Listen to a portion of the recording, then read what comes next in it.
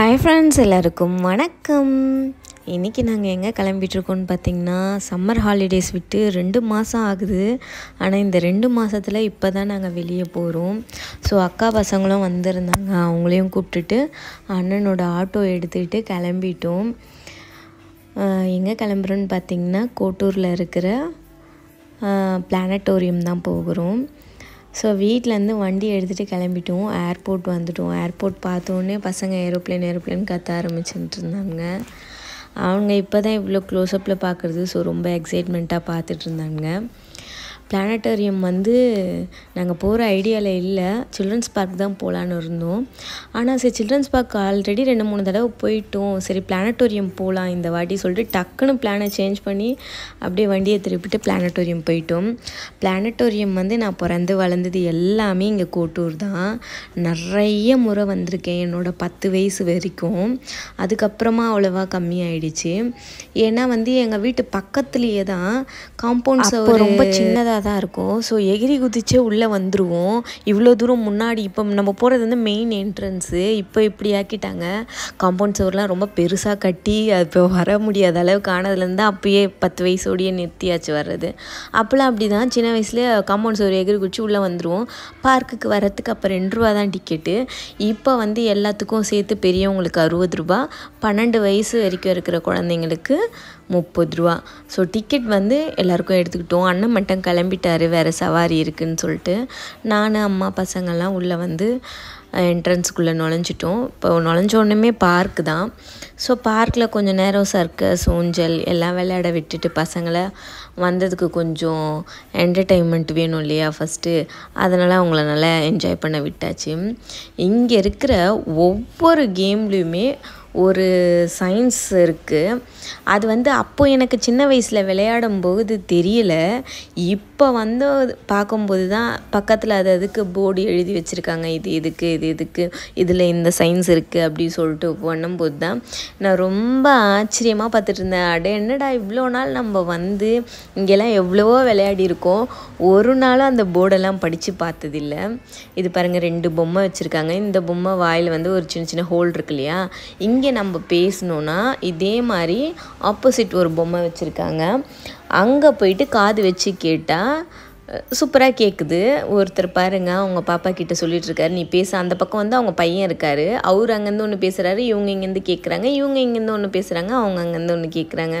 சூப்பராக இருந்தது. இது கூட நாங்கள் சின்ன வயசில் விளையாடி இருக்கோம், ஆனால் இது எதுக்குன்னே தெரிஞ்சதில்லை, இப்போ தான் தெரிஞ்சுது.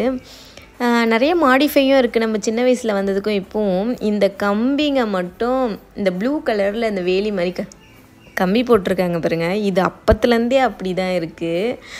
எனக்கு இந்த கம்பிலாம் பார்த்தோன்னே இதில் எகிரி தாண்டி தான் போவோம், நேரான வழியிலே போக மாட்டோம். எங்கே இருக்கிறோமோ அங்கேருந்து பக்கத்தில் கம்பியில் தாண்டி எகிரி குதிச்சு போயிடுவோம்.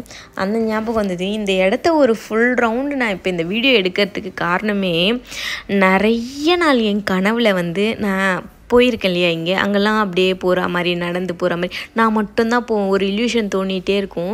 இப்போ அந்த இடத்துக்கு நான் இத்தனை வருஷம் கழித்து போனோடனே திரும்பி நான் அந்த கனவுலேயே இருக்கிற மாதிரி இருக்குது. நிஜத்தில் நடக்கிற மாதிரியே இல்லை, நான் கனவுல தான் இங்கே அப்போ நடந்து போயிட்டுருக்கேன் அப்படின்ற மாதிரி ஒரு இல்யூஷன் வந்தது. அப்போ நாங்கள் வரும்போது இந்த வழியாக உள்ளே வருவோம். அப்போ பார்க்குக்கு 1 ரூபா 2 ரூபா தான் டிக்கெட்டு. இந்த பாருங்கள், இருமுனை கூம்பு, இதை வந்து உருட்டி விடுவோம். அதுக்குண்டான சயின்ஸும் அந்த பாயிண்டில் எழுதி வச்சுருந்தாங்க, இது எதுக்குன்னு சொல்லிட்டு. அந்த மாதிரி ஒவ்வொன்றுத்துக்குமே பக்கத்தில் எழுதி வச்சுருந்தாங்க.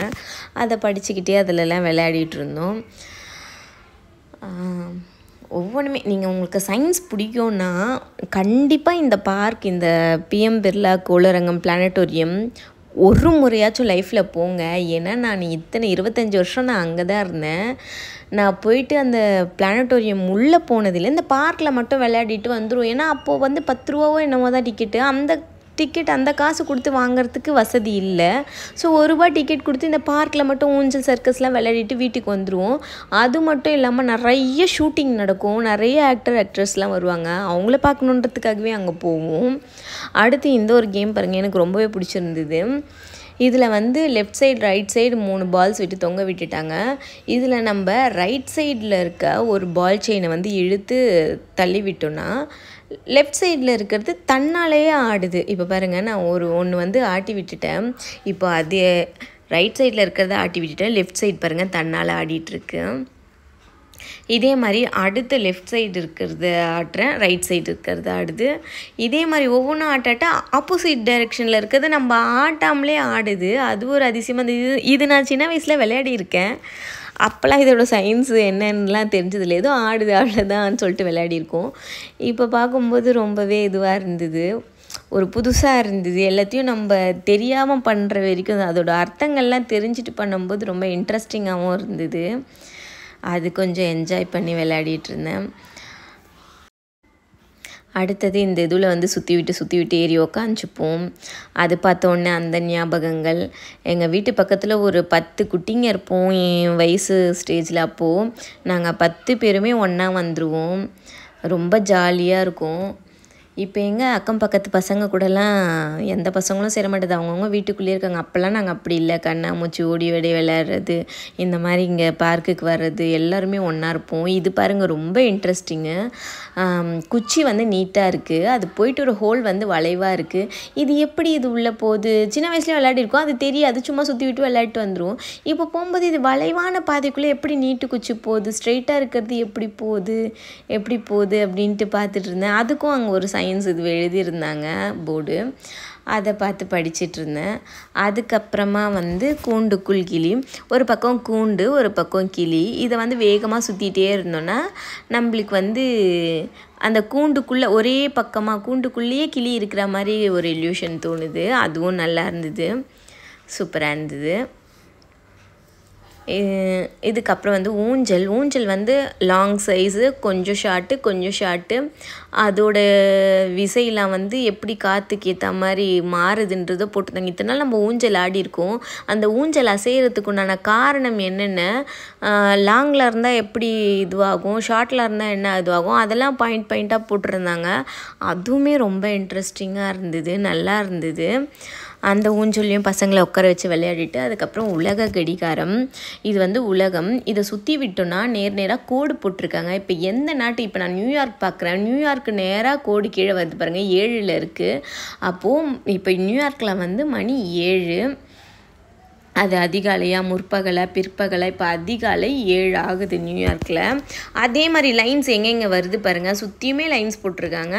இப்போ நம்ம இந்தியாவில் பார்த்தோன்னா இப்போ ஆஸ்திரேலியா கீழே என்ன லைன் இருக்கோ இப்போ இரவு ஆஸ்திரேலியாவில், அப்புறம் சைனா. இந்தியா கீழே வந்து என்ன கோடு வருது அது பார்த்தோன்னா பிற்பகல் 4 to 5, அந்த மாதிரி எந்த லைனுக்கு நேராக எந்த இருக்கோ அந்த நாட்டில் அப்போ அந்த டைம் அப்படின்ற மாதிரி.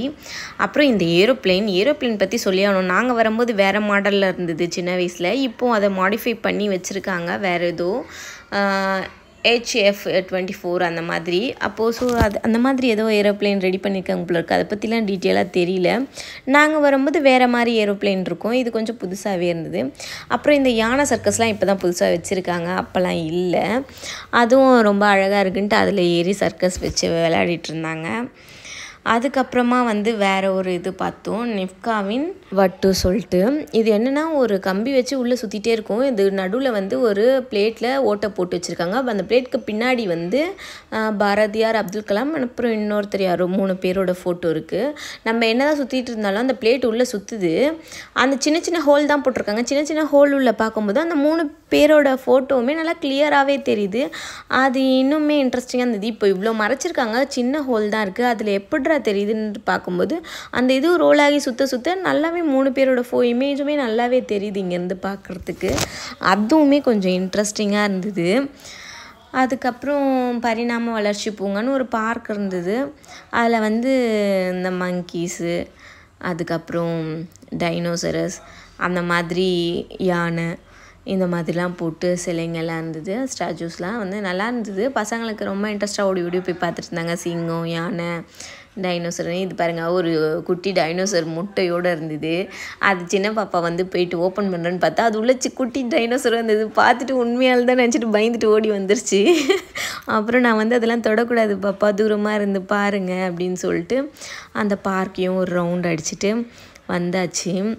உண்மையாலுமே ரொம்ப ரொம்ப ரொம்ப வர்த்தாக இருந்தது. உங்களுக்கு சயின்ஸ் பிடிக்கும், நீங்கள் ரொம்ப இன்ட்ரெஸ்ட், உங்கள் குழந்தைங்களுக்கு எதுனா ஒரு எஜுகேட்டட் இதுவாக கூப்பிட்டு போகணுன்னு நினச்சிங்கன்னா கூப்பிட்டு போங்க. இது நான் போயிட்டு வந்தே ஒரு 10 days ஆகிடுச்சு. எனக்கு கொஞ்சம் ஹெல்த் இஷ்யூனால என்னால் வீடியோ போஸ்ட் பண்ண முடியல. அதுக்கப்புறமா வந்து இந்த தேன்பூச்சி மரம், இது வந்து சின்ன வயசில் நாங்கள் நிறைய பார்த்துருக்கோம். எங்கள் வீட்டு சைடு நடந்து போகும்போது நிறைய இருக்கும். இந்த காய் இருக்குது பாருங்கள், இந்த கருப்பு கலரில். இதை வந்து மென்று அந்த ஜூஸை மட்டும் முழுங்கிட்டு அப்புறம் துப்பிடுவோம். அது எதுக்குன்னு அப்போ தெரியாது. இப்போ அந்த மரத்துக்கு கீழே வச்சுருக்காங்க. காய்ச்சலுக்கு, இருமல், சளிக்கெலாம் இது நல்லது.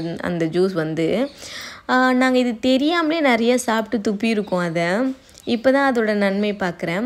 அப்புறம் இந்த இடம் நீங்கள் நிறைய படத்தில் பார்த்துருப்பீங்க. ஜோதிகா அந்த முகவரி படத்தில் நிலவே அந்த சாங் இங்கே தான் ஷூட்டிங் எடுத்திருப்பாங்க. அப்புறம் இந்த இடம் வந்து குஷியில் ஒரு ஃபைட் சீன் எடுத்திருப்பாங்க. அப்போ விஜய் ஜோதிகா வந்திருப்பாங்க, அந்த சீனும் பார்த்துருக்கோம். அப்புறம் சிம்பு வந்து ஒரு குத்துப்பாட்டு டான்ஸ் ஆடிருப்பார், அதுவும் இங்கே தான். நிறைய பேர் பார்த்துருக்கோம் இந்த ஷூட்டிங்லாம் பக்கத்தில் நின்று அவங்களெல்லாம். அதுக்கப்புறம் இங்கே நடக்கும்போதெல்லாம் எங்களுக்கு அந்த மெமரிஸ் தான். இந்த ஷூட்டிங் நடந்தது, அங்கே நின்று ஓரமாக நின்று பார்த்தது, அவ்வளோ மெமரிஸ் இருக்குது இங்கே. கிட்டத்தட்ட ஒரு 20 வருஷம் கழித்து இந்த பிளானட்டோரியம் உள்ளே வரேன். அப்புறம் இங்கே அப்துல் கலாம் ஸ்டாச்சுலாம் வச்சுருந்தாங்க. அது பக்கத்தில் பசங்களை நிற்க வச்சு ஃபோட்டோ எடுத்துகிட்டு இருந்தோம். அப்புறம் இது பாருங்கள், எது சுகமான இருக்கை சொல்லி போட்டிருந்தது, ஒரு ஆணியில் வச்சது. அதுக்கப்புறம் இந்த மாதிரி தட்டையாக பண்ணிட்டு இருந்தது. இதுக்கும் ஏதோ ஒரு சயின்ஸ் பாயிண்ட் எழுதியிருக்காங்க அங்கே. நான் அப்போது அங்கே எல்லாத்தையும் படித்ததோடு சரி, இப்போ எனக்கு அது சொல்கிறதுக்கு ஞாபகம் வரல. அதுக்கப்புறம் இதில் பாருங்கள், ஒவ்வொரு தேச தலைவர்களும் போட்டிருந்தாங்க. அந்த சுவிட்ச் போட்டோடனே அந்த ஸ்க்ரீனில் வந்து அவங்கள பற்றி வாழ்க்கை வரலாறு வருது, அவங்க என்ன பண்ணாங்க, எங்கே பிறந்தாங்க அப்படின்ட்டு. இந்த கேன்டீனும் இப்போ மாடிஃபை பண்ணியிருக்காங்க. இந்த கேன்டீன் பக்கத்தில் தான் எங்களோட காம்பவுண்ட்ஸ் இருக்கும், அது உள்ளே இருந்து தான் நாங்கள் வருவோம். அதுக்கப்புறம் முக்கியமான இடம் இது தான், பிஎம் பிர்லா கோளரங்கம். இது நாங்கள் சின்ன வயசில் 10 ரூபா டிக்கெட், அந்த 10 ரூபா எடுத்து பார்க்குறதுக்கு எங்களுக்கு வசதி இல்லை, வந்ததில்லை. ஸோ இப்போ அதுக்கு இதுவாகி நேரம் வந்திருக்கு, போய் பார்த்துருந்தோம்.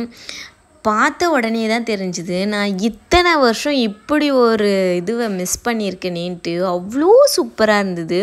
ஒரு ரவுண்ட் சர்க்கிள் மாதிரி சேர்லாம் போட்டு செட் பண்ணிட்டாங்க. அந்த இந்த மேலே இருக்க ஒயிட் இது தான் அந்த ஸ்க்ரீனு. அதில் வந்து நம்ம வானத்துக்குள்ளேயே போகிற மாதிரி ஒரு இல்யூஷன் க்ரியேட் பண்ணிவிட்டு, வானத்தில் என்னென்ன கோள் இருக்குது, பூமி, சூரியன், சந்திரன், செவ்வாய், அதை பற்றிலாம் விலாவரியாக சொல்லிட்டு இருந்தாங்க. ஒவ்வொரு கோளும் எப்படி இருக்கும், என்ன மாதிரி ஷேப்பில் இருக்கும், அதில் என்னென்னலாம் இருக்குது, அவங்க என்னென்னலாம் ஆராய்ச்சி இது வரைக்கும் பண்ணியிருக்காங்கன்றதை பற்றி. அங்கே கேமரா அலோடு இல்லைன்றதுனால அதை அத்தோடு முடிச்சுட்டு வெளியே வந்துட்டோம்.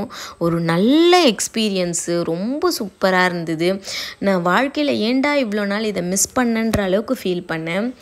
அது பார்த்து முடிச்சுட்டு வெளியே வந்தோடனே பக்கத்தில் ஒரு மாடியில் வந்து இந்த ராமானுஜர் பற்றி இதுவெலாம் போட்டிருந்தாங்க. அவர் மேக்ஸு, அவரோட ஃபார்முலாஸ்லாம் போட்டுட்டு இருந்தேன், அவரோட வாழ்க்கை வரலாறுலாம் போட்டிருந்தாங்க. அது பார்த்து முடிச்சோன்னே ஒரு 3D ஷோ மாதிரி ஒரு 15 minutesக்கு, அதுவும் டைனோசர் பற்றி தான், நல்லா தான் இருந்தது. அதுவும் ஒரு கருத்தாக. அதை பார்த்துட்டு வெளியே வந்து பக்கத்து பில்டிங்கில் இந்த மாதிரி பெரியார் பற்றி ஃபோட்டோஸ்லாம் வச்சுருந்து அவர் யார் யார் கூட ஃபோட்டோஸ் எடுத்திருக்காங்க அந்த மாதிரி இதுவும் போட்டிருந்தாங்க. மறையும் உண்மை, இது ரொம்ப இன்ட்ரெஸ்டிங்காக இருந்தது. பாருங்கள், ஒரு கண்ணாடி பாட்டிலுக்குள்ளே வந்துட்டு ஒரு ஸ்கொயர் ஷேப்பில் ஒரு இரும்பு நிற்க வச்சுருக்காங்க. பட் ஆப்போசிட்டில் பார்க்கும்போது அந்த ஸ்கொயருக்குள்ளே ஒரு ரவுண்ட் சர்க்கிள் இருக்கிற மாதிரி இருக்குது. இந்த பக்கம் கண்ணாடியில் பார்க்கும்போது ஒரு ஸ்கொயருக்குள்ளே ஸ்கொயர் இருக்கிற மாதிரி இருக்குது. ரொம்ப ஆச்சரியமாக இருந்தது. இப்போ நம்ம கண்ணாடியில் பார்க்குறோன்னா நம்ம என்ன இது இருக்கோ அதுதானே ஆப்போசிட் கண்ணாடியில் தெரியும். ஆனால் அப்படி தெரியல, மாறி தெரிஞ்சுது. அது எப்படின்னு தெரியல, அதில் என்ன சயின்ஸ் வச்சுருக்காங்கன்னு தெரியல. அவ்வளோதான். அங்கேருந்து பார்த்துட்டு தான் மத்திய கைலாஷ் ரோடு உள்ளே தான் ஊருக்கு நாங்கள் வீட்டுக்கு போகிற வழி. அதெல்லாம் பார்த்துட்டு அந்த மெமரிஸும் கலெக்ட் பண்ணிவிட்டு அங்கேருந்து பெசன்ட் நகர் பீச்சுக்கு போயிட்டோம். All time favourite. போயிட்டு பீச்லேயும் கொஞ்சம் நேரம் பசங்களை ஆட்டம் போட வச்சுட்டு வீட்டுக்கு வந்தோம். ரொம்பவே அன்றைக்கி டே ரொம்ப ஃபுல்லாக இருந்தது. பசங்களுக்கு ஒரு நல்ல இதுவை அன்றைக்கி சொல்லி கொடுத்தா மாதிரி இருந்தது. அன்றைக்கி நான் படித்தது மட்டும் இல்லாமல் பசங்களையும் கூப்பிட்டு வச்சு இது இப்படின்னு சொல்லி கொடுத்துருந்தேன். ரொம்பவே சந்தோஷமாக இருந்தது டே. நீங்களும் ஒரு முறை போயிட்டு பிளானட்டோரியத்தை எக்ஸ்பீரியன்ஸ் பண்ணி பாருங்கள். அப்போ தான் உங்களுக்கு அதோட இது புரியும். இவ்வளோ நேரம் சேனலை பார்த்ததுக்கு ரொம்ப நன்றி. மறக்காமல் நம்ம சேனலை சப்ஸ்கிரைப் பண்ணிவிடுங்க. இதே மாதிரி அடுத்த ஒரு வீடியோவில் ரொம்ப இன்ட்ரெஸ்டிங்காக சந்திக்கிறேன். அது வரைக்கும் டாடா, பாய் பாய்.